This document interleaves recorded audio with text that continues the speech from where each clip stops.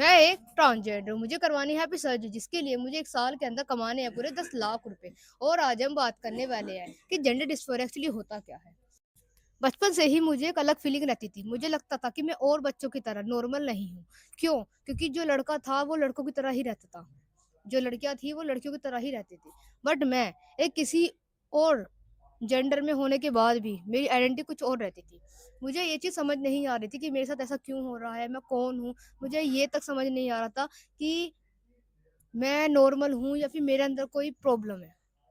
धीरे-धीरे जब मैं बढ़ता गया आगे, तो मुझे आकर जाकर पता चला कि ये कोई बीमारी नहीं है, ये कोई प्रॉब्लम नहीं है। अगर मैं किसी और बॉडी में हूँ और मुझे फ़ील किसी और बॉडी की तरफ से आ रही है, मतलब कि जो मेरा जेंडर है वो कुछ और है और जो मैं फ़ील करता हूँ वो कुछ और फ़ील करता हूँ, तो ये कोई प्रॉब्लम नहीं है। इस चीज़ को, इस फ़ीलिंग को कहते हैं जेंडर डिस्फोरिया। जेंडर डिस्फोरिया वो होता है जब कोई बंदा किसी और बॉडी में होता है बट उसकी फीलिंग किसी और बॉडी की तरफ अट्रैक्ट होती है। यू मीन कि जैसे कि मेरी बॉडी एक फीमेल वाली है बट मुझे फील आती है एक मेल वाली बॉडी से। मुझे लगता है कि मैं फीमेल बॉडी के अंदर होने के बाद भी मैं एक मेल की तरह फील करता हूँ। मुझे लगता है कि मैं एक मेल ही हूँ। बस मैं थोड़ा सा मार खा जाता हूँ अपनी फीमेल बॉडी की तरफ से। मुझे सब जगह सब मेरा मजाक उड़ाते थे, कॉलेज में, स्कूल्स में, सोसाइटी में। यहाँ तक कि मेरे घरवाले भी मुझे समझ नहीं पा रहे थे कि मैं हूँ तो हूँ कौन? मेरे घरवालों तक ने मुझे ये कह दिया था कि नॉर्मल हो जाओ, वरना हम तुम्हें छोड़ देंगे।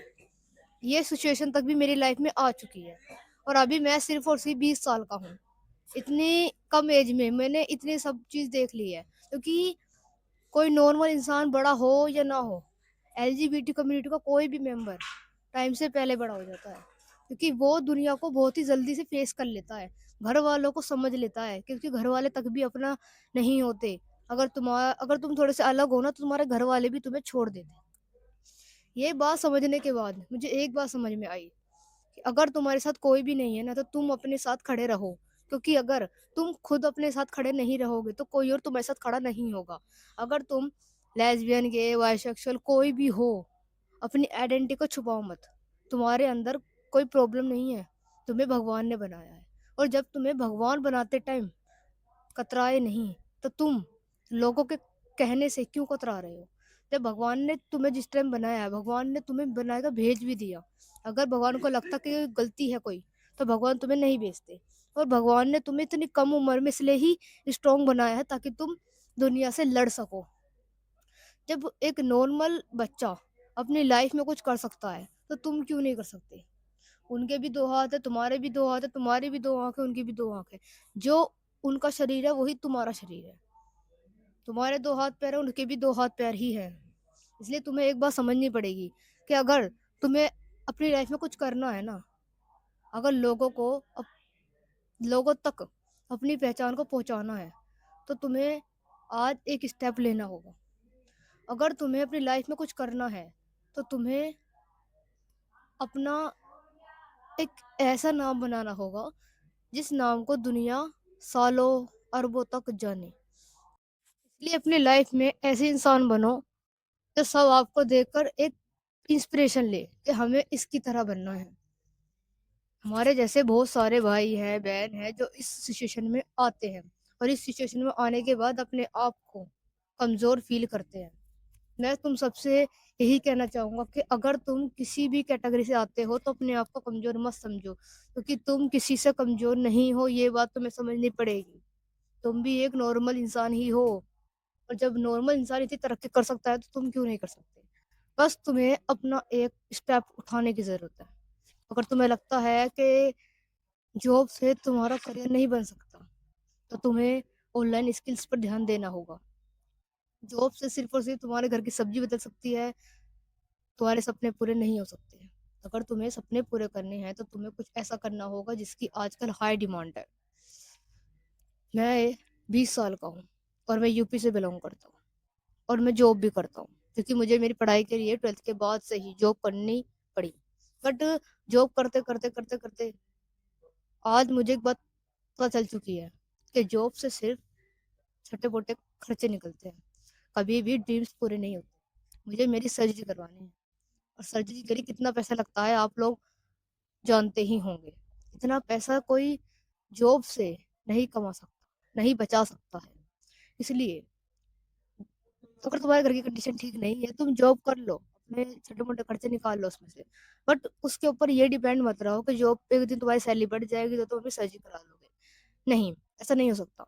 जॉब करने वाले बंदे की कभी ड्रीम्स पूरे नहीं हो सकते, क्योंकि भाई उसके लिए एज मैटर करती है। अगर अभी हमारी एज सिर्फ और सिर्फ 20 साल है, इस 20 साल में हम इतनी सारी पढ़ाई नहीं कर सकते, हो भी नहीं पाएगी पढ़ाई पूरी जो हम एकदम से 40-50 तक पहुंच जाए। हमें जॉब जैसा था 8-10 हज़ार 15 हज़ार तक की मिल सकती है बस, वो भी नॉर्मल।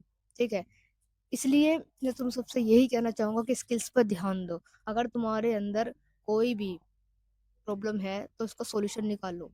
ठीक है, उसको समझो। मैं लगभग लगभग